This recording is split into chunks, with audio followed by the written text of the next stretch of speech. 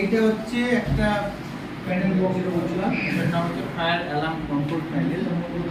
এ কি করে, একে অ্যালার্ম বাজায়, এটা বলে হুকা। এটাকে বললাম কি হিট ডিটেক্টর, এটাকে বলা হয় এমসিপি ম্যানুয়াল ওয়াল পয়েন্ট, এটাকে বলা হয় স্মোক ডিটেক্টর, এটাকে বলা হয় স্প্রিংলার।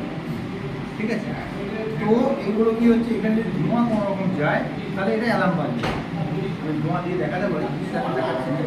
তারপর এটা যদি হিট হয় 60 ডিগ্রির উপরে হয় তাহলে এই অ্যালার্ম বাজবে। এইটার নাম কি বললাম, এমসিপি। ধরো এই যে জিনিসটা আছে প্রেস লেয়ার, এটা যদি আমি এখানে টিপি কী হবে,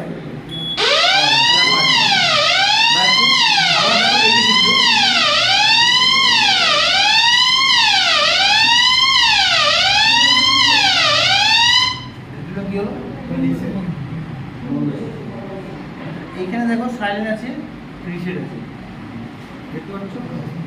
এইখানেও যেমন এখানে বাজালাম, তো আমি এখানে সাইলেন্ট থেকে রিসেট মারলাম,